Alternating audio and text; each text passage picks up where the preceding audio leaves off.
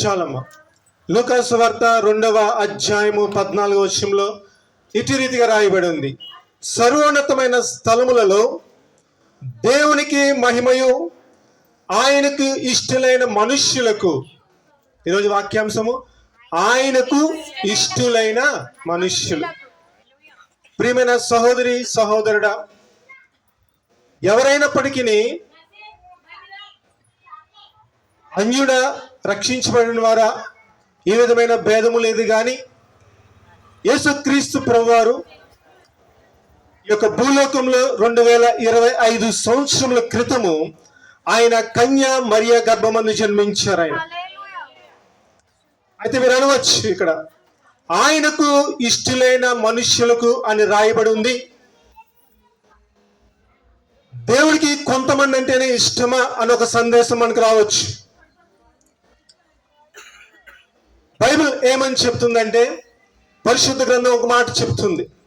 యోహాను సువార్త 3వ అధ్యాయము 16వ వచనంలో దేవుడు లోకమును ఎంతో ప్రేమించాడు. దేవుడు లోకమును ఎంతో ప్రేమించాడు. ఆయన ప్రేమించి ఆయన కుమారుని లోకానికి పంపించాడు.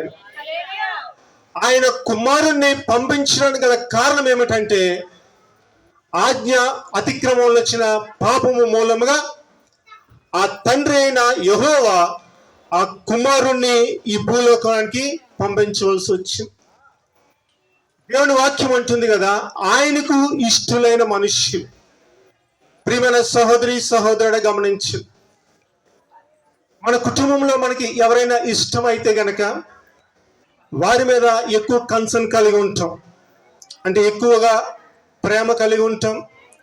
లేదంటే ఏదైనా అకేషన్ వచ్చినప్పుడు మనం ఎక్కువగా వారికి గిఫ్ట్లు ఇస్తుంటాం. మనం ఇలా మన ప్రేమను వారి పట్ల చూపిస్తుంటాం. ఈ భూలోకంలో ఒక తల్లిగా, లేదంటే ఒక తండ్రిగా, ఒక కుటుంబ యజమానిగా మనకి ఇష్టమైన మనుషుల పట్ల మనం ఎంతగానో ప్రేమ చూపిస్తాం. దేవుడు కూడా తనకి ఇష్టమైన మనుష్యుల మీద అనేక బహుమానాలు ఇవ్వడానికి సిద్ధంగా ఉన్నాడు. ఆయన దేవుడు ఎవరైతే మనుషులు ఆయన చిత్తము ప్రకారము జీవిస్తారో దేవుడు వారికి కొన్ని బహుమానాలు ఇస్తాడట. అయితే ముందుగా మనం ఆ బహుమానాలకు తెలుసుకునే ముందు, ఎవరు ఇష్టలు? దేవుడు అందరినీ ప్రేమిస్తున్నాడు. పిల్లలను, పెద్దలను, అందరినీ దేవుడు ప్రేమిస్తున్నాడు.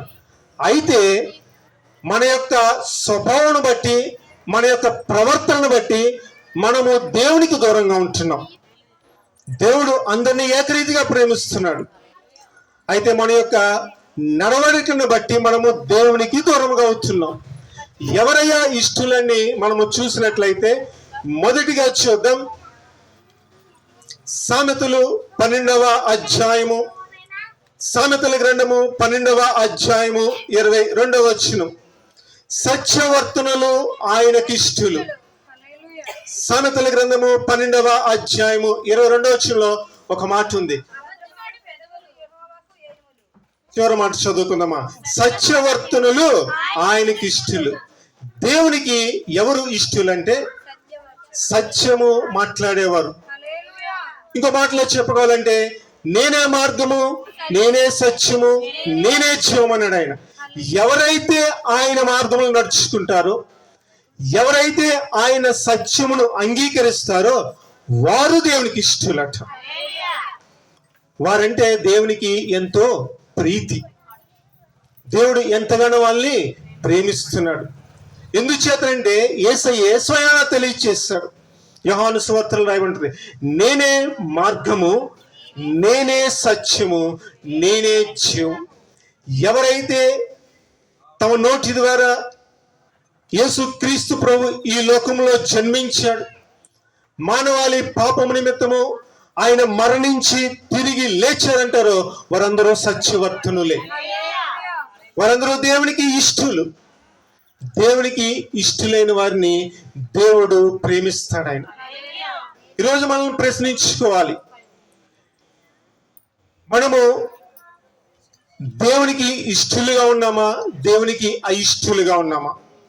నువ్వు దేవుని మార్గంలో నడుచుకున్నట్లయితే నీవు దేవునికి ఇష్టడివే.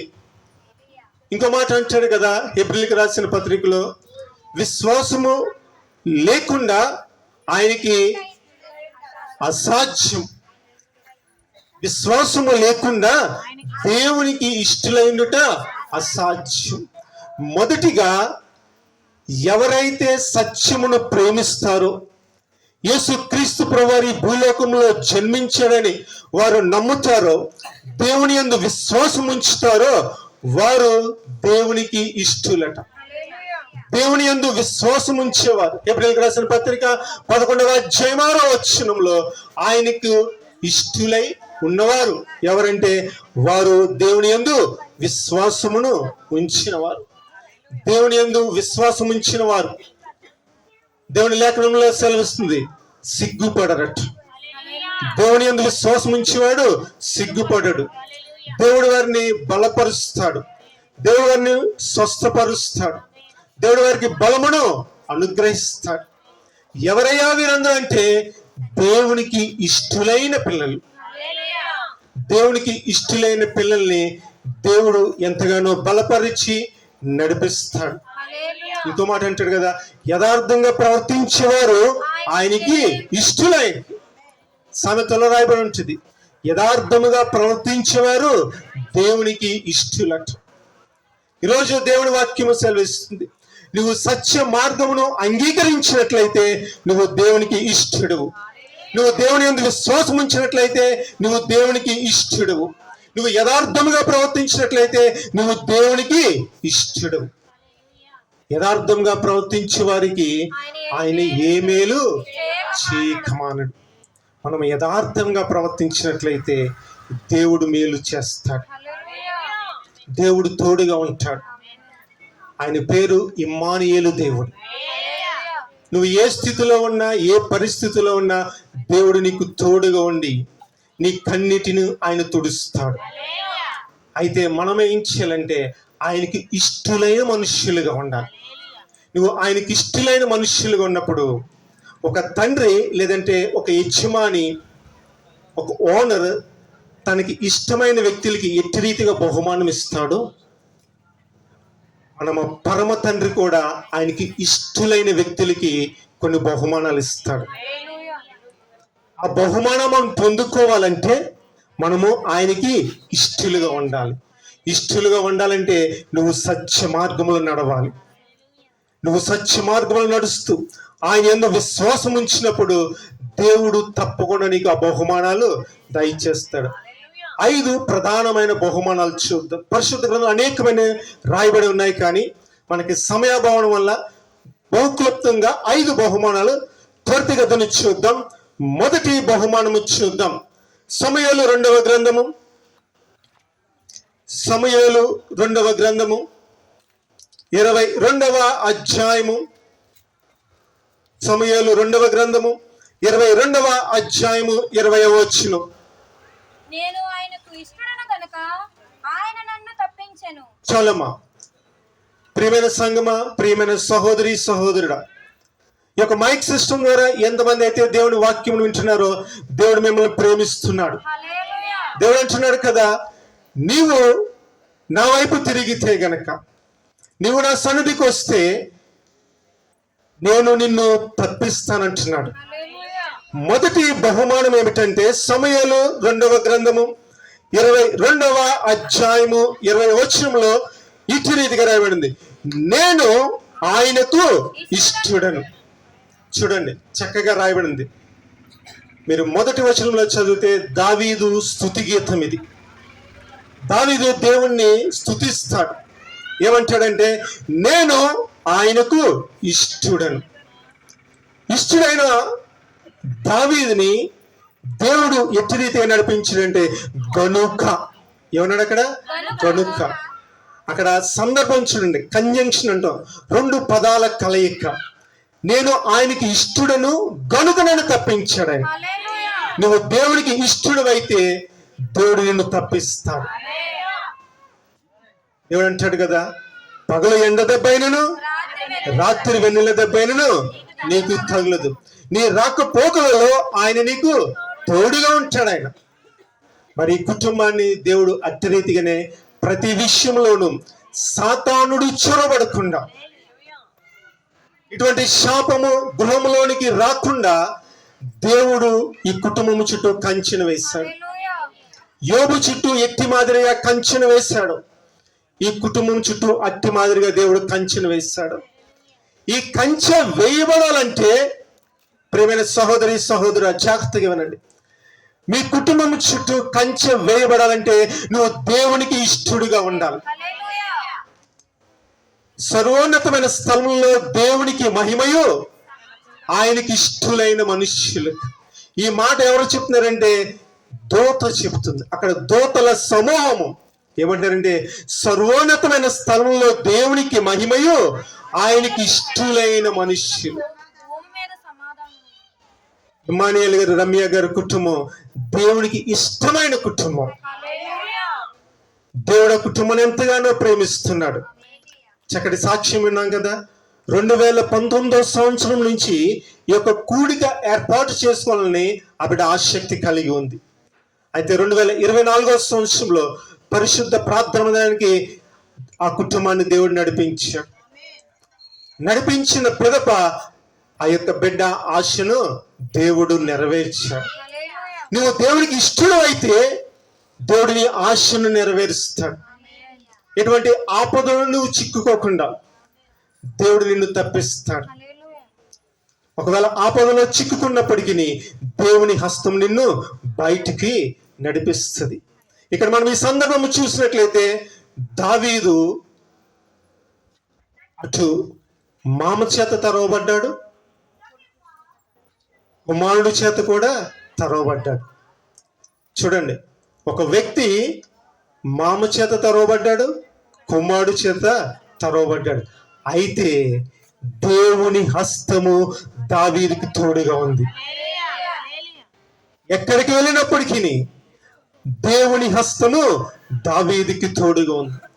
అందుచేతనే దావీదు అంటాడు సమూయేలు 2వ గ్రంథం 7వ అధ్యాయం 29లో, నీ ఆశీర్వాదం అందుకుని నా కుటుంబము నిత్యము ఆశీర్వదించబడును. హల్లెలూయా. చూడండి, మన కుటుంబం ఆశీర్వదించబడాలంటే మనము దేవునికి ఇష్టడై ఉండాలి. నువ్వు దేవునికి ఇష్టడై ఉంటే దేవుడు నిన్ను ప్రతి విషయంలోనూ దేవుడు నిన్ను తప్పించి ఏం చేస్తాడంటే నిన్ను రాజ్య మార్గములైన నడిపిస్తాడు. నీకు రాజ్య మార్గములు, నీకు ఆశీర్వాదం దేవుడు నడిపిస్తాడు. యెహోవా ఆశీర్వాదము ఐశ్వర్యం ఇచ్చును. దేవుడు ఆశీర్వదిస్తే అది ఎన్నటన్నటికీ ఆశీర్వాదమే. ఎంతమంది అసూయ పడినప్పటికీ ఆశీర్వాదము ఆగదు.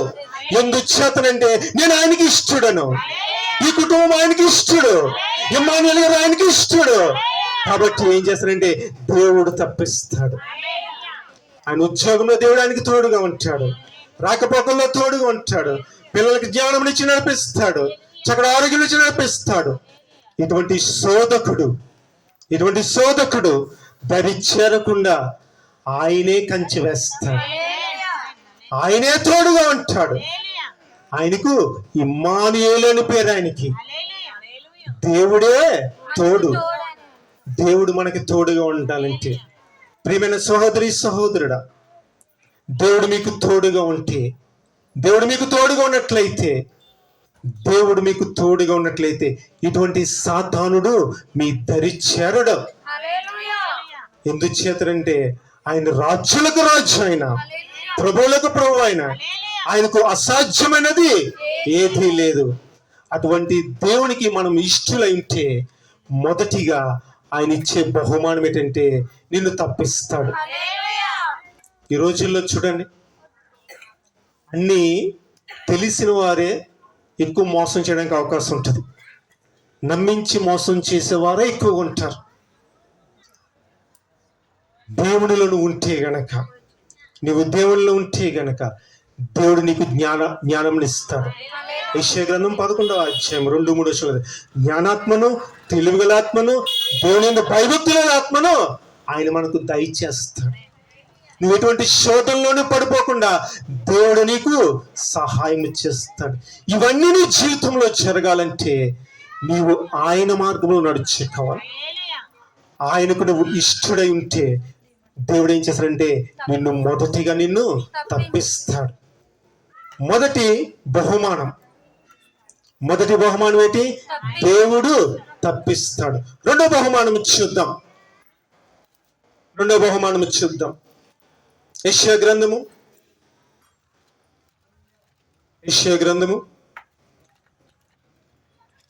43వ అధ్యాయము 4వ వచనం. నీవు నా దృష్టికి ప్రియుడవైనందున ఘనుడవైతివి. చాలమ్మా. రెండో బహుమానం ఆయన ఏమిస్తాడంటే ఘనత ఇస్తాడట. మొదటి బహుమానం ఏమిటి? దేవుడు తప్పిస్తాడు. నువ్వు ఆయనకి ఇష్టడైతే, ఆయనకి ఇష్టమైన వ్యక్తిని దేవుడు ప్రేమిస్తాడు, తప్పిస్తాడు. రెండో వాగ్దానం ఏంటంటే ఘనపరుస్తాడు. దేవుడు నమ్ముకున్న బిడ్డని దేవుడు అట్టి రీతిగాను వదిలిపెట్టాడు.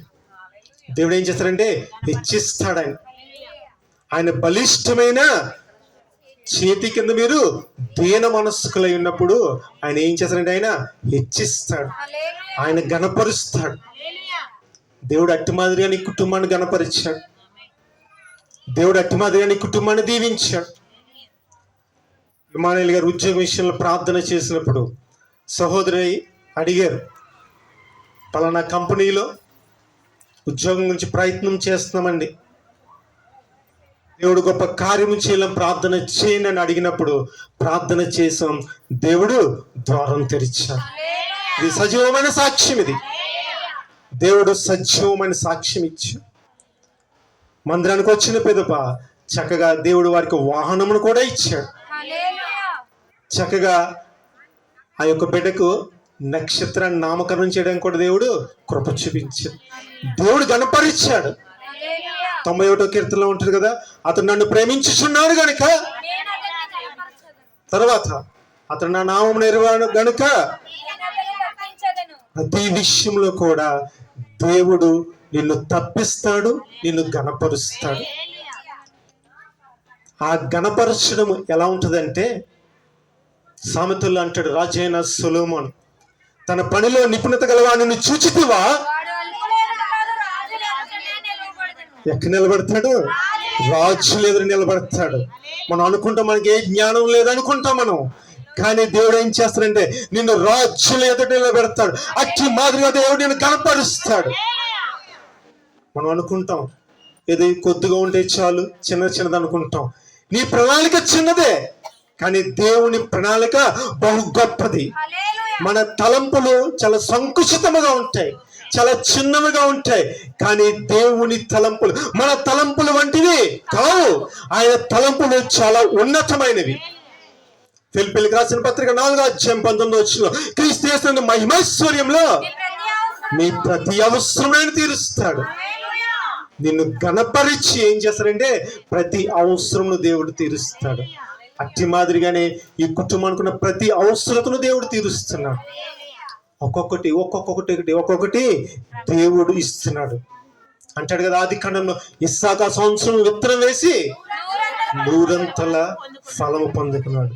ఈ కుటుంబము పరిశుద్ధ ప్రార్థనా మందిరానికి వచ్చింది. ప్రార్థన అనే విత్తనం వేసింది, 100 ఫలం పొందుకుంటున్నారు. ఆ ఫలం ఎలా ఉంటుందంటే, ఎటువంటి సాతానుడు దరి చేరకుండా దేవుడు తప్పిస్తున్నాడు. మొదటి బహుమానం. రెండో బహుమానం అంటే ఘనపరుస్తున్నాడు. ఆ ఘనత ఎలా ఉంటుందంటే మామూలుగా ఉంటుంది. రాజుల ఎదుట ఆయన నిలబెడతాడు.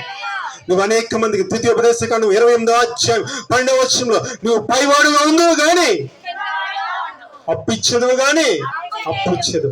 అట్టి రీతిగా దేవుడు నిన్ను గణపరుస్తాడు.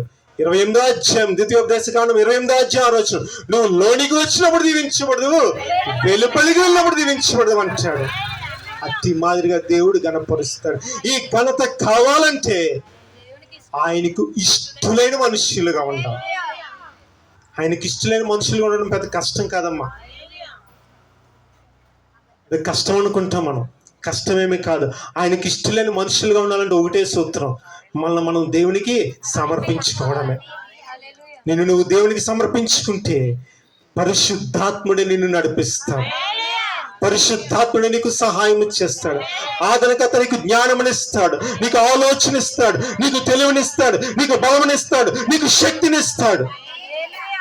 ఏంటంటే ఇటువంటి సాతాను శక్తులు నీ మీద పనిచేయవు. దావీదు ఒక చక్కని మాట అంటాడు, ఇటువంటి దురాభిమానము, ఇటువంటి దురాభిమాన పాపము నా మీద ఏలకుండా ప్రభువా నువ్వు నాకు సహాయం ఇచ్చి అంటాడు. ఇటువంటి పాపము మన మీద ఏలకుండా ఉండాలంటే పరిశుద్ధాత్ముడు మనలో కొలువై ఉండాలి. మన హృదయము దేవునికి ఆలయమై ఉంది. నువ్వు ఎప్పుడైతే దేవునికి ఇష్టడిగా ఉన్నావో నీ హృదయంలో ఆయన కొలువై ఉంటాడు. ఆయన కొలువై ఉన్నప్పుడు నిన్ను తప్పిస్తాడు. రెండవది నిన్ను గణపరుస్తాడు. మూడవదిగా చూద్దాం, లూకా సువార్త 2వ అధ్యాయము 14వ వచనం చదువుకుందాం.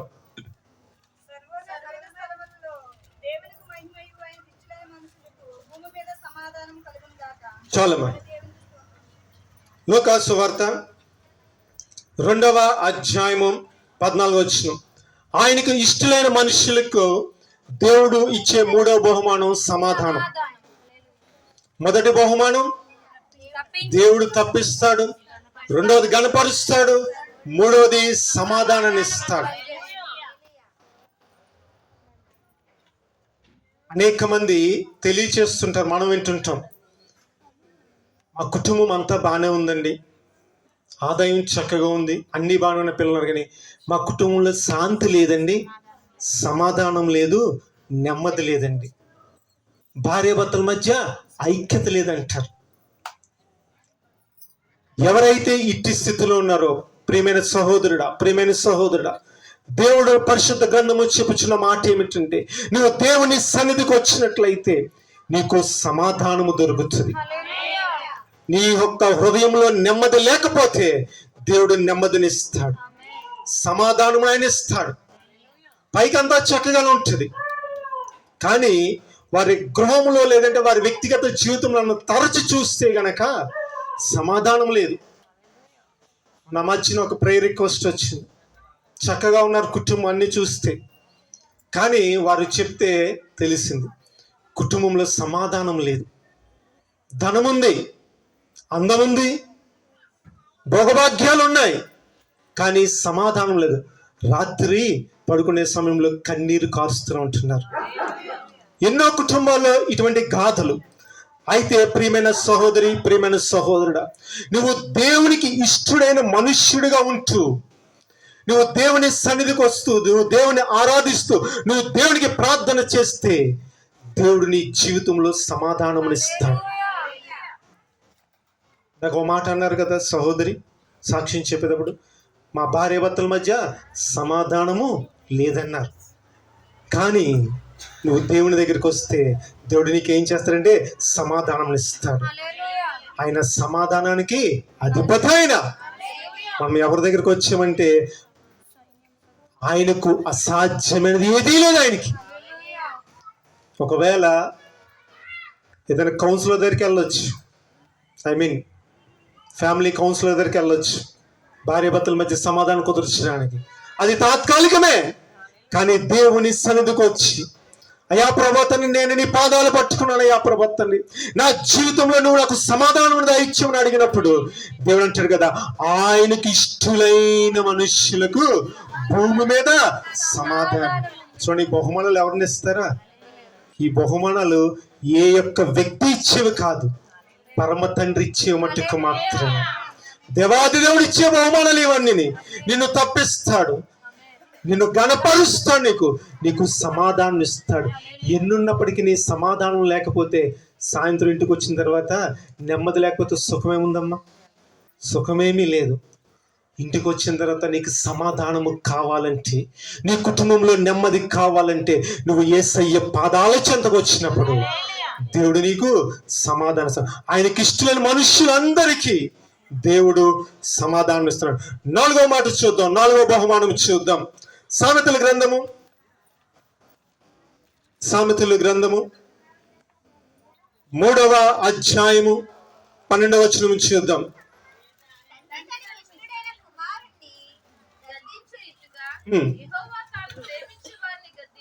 చాలమ్మా. మొదటి 3 బహుమానాలు ఏంటంటే రమి గారు, మొదటిది తప్పిస్తాడు, రెండవది గణపరుస్తాడు, మూడవది సమాధానం, 4వది గద్దిస్తాడమ్మా.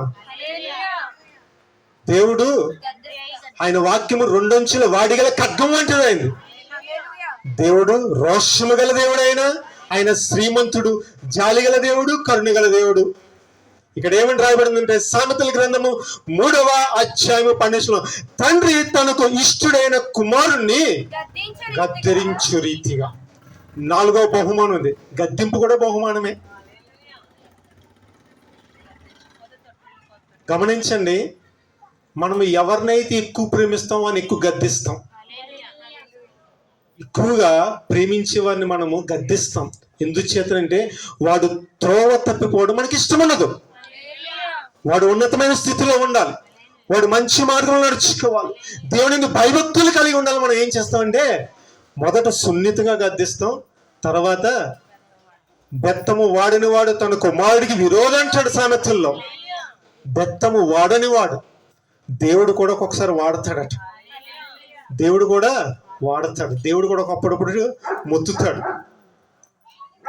దేవుడు నీకు సమాధానం ఇచ్చాడు, నిన్ను తప్పించాడు, నిన్ను గణపరిచిన పిదప నువ్వు ఎవరి మార్గంలో నడుచుకోవాలి? దేవుడి మార్గంలో నడుచుకోవాలి. అటు రీతిగా కాకుండా ఒకవేళ త్రోవ తప్పినప్పుడు దేవుడు ఏం చేస్తాడంటే నిన్ను గద్దిస్తాడు. చూడండి, సువార్తల్లో ఉంటది కదా, 99 గొర్రెలను విడిచిపెట్టి ఒక గొర్రె కోసం వెళ్తాడు. దానిలో ప్రేమ ఉంటుంది, గద్దింపులో దానిలో ఏముంటది? ప్రేమ ఉంటుంది.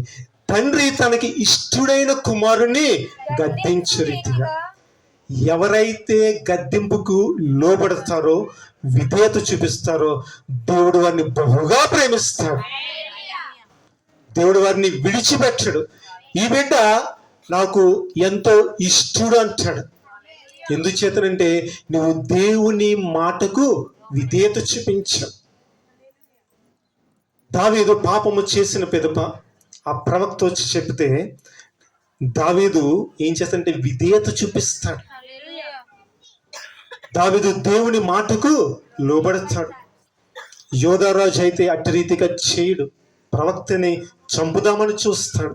నువ్వు ఎప్పుడైతే గద్దింపుకు లోబడ్డావో, ప్రేమపూర్వకమైన గద్దింపుకు నువ్వు లోబడ్డావో, దేవుడు ఏం చేస్తాడంటే నిన్ను బహుగా ఆశీర్వదిస్తాడు, నిన్ను బహుగా ఆయన దీవిస్తాడు.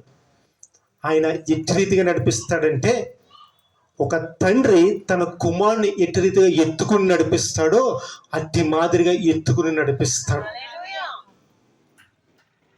తల్లైనా తండ్రైనా మరుచిన కానీ నేను నిన్ను మరువనంటాడు. ఆయన నిన్ను మరిచిపోడమ్మా. ఆయన నిన్ను ఏంటంటే తన అరచేతులమే నిన్ను చెక్కాడు. చెక్కినప్పుడు దేవుడు ఏం చేస్తాడంటే ప్రేమపూర్వకమైన గద్దింపు ఉంటుంది. ఆ గద్దింపుకు నువ్వు లోబడినట్లయితే దేవుడు అంటాడు బలా మంచి నమ్మకమైన దాసుడు అంటాడు. నీ తలాంతును నువ్వు చక్కగా ఉపయోగించావు, నువ్వు విధేయత చూపించావు, మరికొన్ని వాటి మీద నిన్ను అధికారినిగా చేస్తానంటాడు. నువ్వు విధేయత చూపించాలని, ఆయన గద్దింపుకు లోబడాలని ఆయన ఆశిస్తున్నాడు. ఆయన ఇచ్చే 4వ బహుమానం ఏంటంటే గద్దింపు. ఆ గద్దింపును మనం ఎలా ఉండంటే ప్రేమతో స్వీకరించాం. 5వ బహుమానం చూద్దాం. అపోస్తుల కార్యము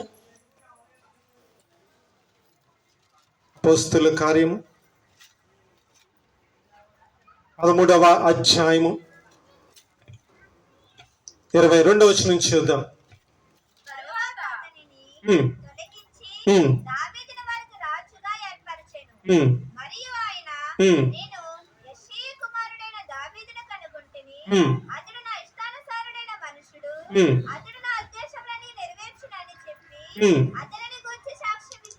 చాలమ్మా. 5వ బహుమానం ఏంటంటే తండ్రి అయిన దేవుని ఎదుట కుమారుడు ఇమ్మానుయేల్ గారి కుటుంబం గురించి సాక్ష్యం చెప్తాడు. ఇమ్మానుయేల్ గారి కుటుంబం గురించి సాక్ష్యం చెప్తారు. అపోస్తలుల కార్యం 13వ అధ్యాయము 22వ ఇటు రీతిగా రాయబడింది. తరువాత అతనిని తొలగించి దావీదును వారికి రాజుగా ఏర్పరిచింది. చూడండి, ఇక్కడ మనం గమనించినట్లయితే సౌలు దేవుని చెప్పిన మాట ప్రకారము జీవించలేదు. సమూయేలు చేత సౌలు అభిషేకించబడిన వ్యక్తి, కానీ దేవుని మాటకు అవిధేయులుగా జీవించినప్పుడు దేవుడు అంటాడు, దావీదు గురించి ఒక చక్కని మాట అంటాడు, చదువమ్మా. మరియు ఆయన నేను యెషయి కుమారుని దావీదును కనుగొంటి. ఎవరైతే దేవుని యందు భయభక్తులు కలిగి ఉంటారో వారిని దేవుడు చూస్తుంటాడు. ఆకాశం నుండి ఆయన నరులను కన్నులారా పరిశీలనగా చూస్తాడట. 139వ కీర్తనలో ఉంటుంది, నువ్వు పడుకొండుట, నువ్వు లేచుట, నువ్వు నిలవడుట, నువ్వు నడుచుట అనే సమస్తము నేను చూచుచున్నాను. ఆయనకు మరుగైనది ఏదీ లేదు. ఆయనకు మరుగైనది ఏదీ లేదు. నువ్వు ఎక్కడ ఉన్నప్పటికీ ఆయన నిన్ను చూస్తున్నాడు. తల్లి చూడకపోవచ్చు, తండ్రి చూడకపోవచ్చు, కానీ దేవుడు నిన్ను కన్నులారా పరిశీలనగా చూస్తున్నాడు. నువ్వు నీ ప్రవర్తన ఎట్టి రీతిగా ఉంది? నువ్వు దేవునికి ఇష్టమైన బిడ్డగా ఉన్నావా లేదా? దేవుడు నిన్ను నన్ను ప్రేమించి ఆయన వెలపెట్టి కొన్నాడు. ఇదైనా ఒక వస్తువు, మనం ఖరీదైన వస్తువు, ఎంతో ధర చెల్లించి ఒక వస్తువు కొన్నప్పుడు దాన్ని ఎంతగానో బాగా చూసుకుంటాం. దాన్ని ఎక్కడ పడితే అక్కడ పెట్టం, మనం చాలా చక్కగా షెల్ఫ్లో మనం పెడతాం. అంతకన్నా మిన్నగా దేవుడు తన రక్తమును వెలగా చెల్లించి ఆయన భూలోకానికి ఎందుకు వచ్చాడంటే మరణించి తిరిగి లేవడానికి వచ్చాడు. ఆయన మరణించి తిరిగి లేవడానికి వచ్చాడు. ఆయనకి ఇష్టలేని మనుష్యులకు భూమి మీద సమాధానం ఇవ్వడానికి వచ్చాడు. ఎందుచేతంటే ఆజ్ఞ అతిక్రమాల పాపము రావడం వల్ల ఆ పాప శాపము నుండి విడుదల కలుగు చేయాలని, నీకు సమాధానం ఇవ్వాలని, నిత్యత్వం నీకు వారసత్వముగా ఇవ్వాలని దేవుడు ఈ భూలోకానికి వచ్చాడు. ఆయన నిన్ను కన్నులారా చూస్తున్నాడు. ఇక్కడ మనం చూసినట్లయితే అంటున్నాడు కదా, దావీదును కనుగొంటుని ఆగమా. చక్కటి స్టేట్మెంట్ ఇస్తున్నాడు. ఇక్కడ ఏమంటున్నాడంటే దేవుడే చక్కటి స్టేట్మెంట్ ఇస్తున్నాడు ఒక వ్యక్తి గురించి. అతడు నా ఇష్టానుసారుడైన మనుష్యుడు. చూడమ్మ, తండ్రి ఇవ్వట్లేదు, ఇది భార్య ఇవ్వట్లేదు, కుమారుడు ఇవ్వట్లేదు, కుమార్తె ఇవ్వట్లేదు. దేవుడిస్తున్న స్టేట్మెంట్ ఏంటంటే దావీదు గురించి, అతడు నా ఇష్టానుసారుడైన మనుష్యుడు. దావీదట దేవుని ఇష్టానుసారుడైన మనుష్యుడు. దావీదు కూడా పాపం చేశాడు, దేవుని మార్గం నుండి తొలగిపోయాడు. అయినప్పటికీ దేవుని దగ్గరకు వచ్చి తన పాపమును ఒప్పుకున్నాడు. పాపము చేయుట మానవుని నైజం, పాపం చేస్తాం.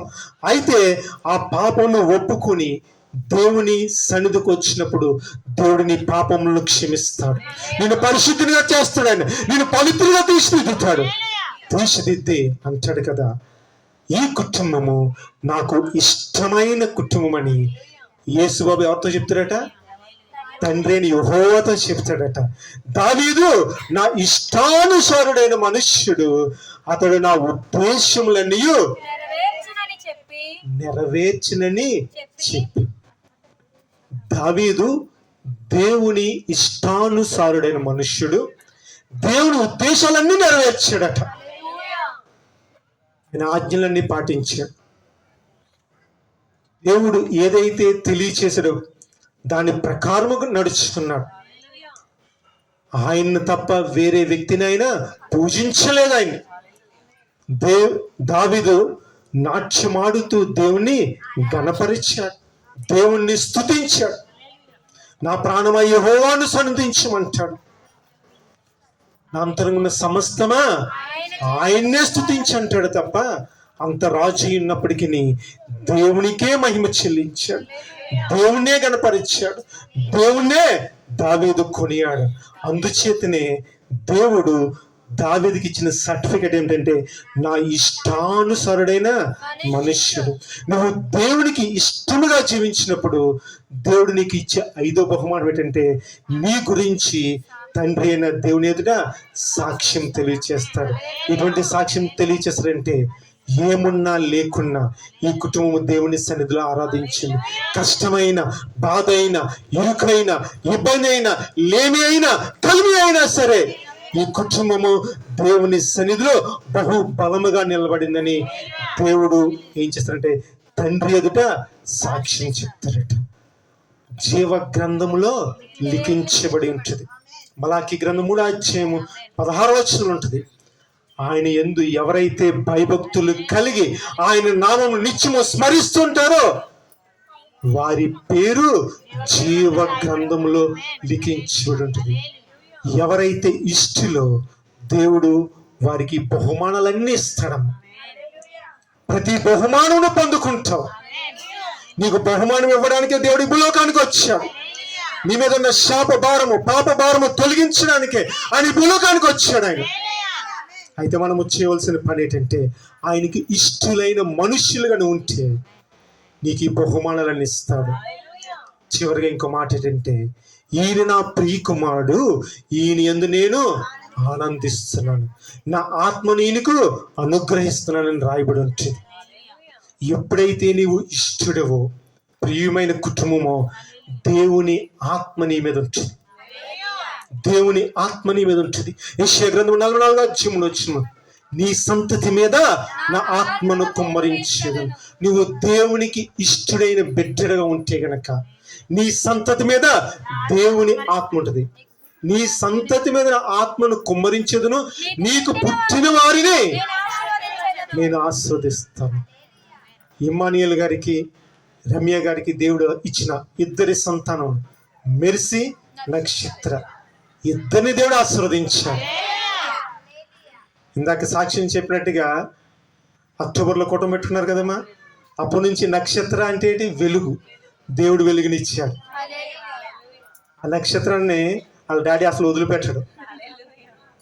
ఎప్పుడు చర్చిలో డాడీ దగ్గరికి వెళ్ళిపోతుంది అంతే. తండ్రి విడిచిపెడతాడు.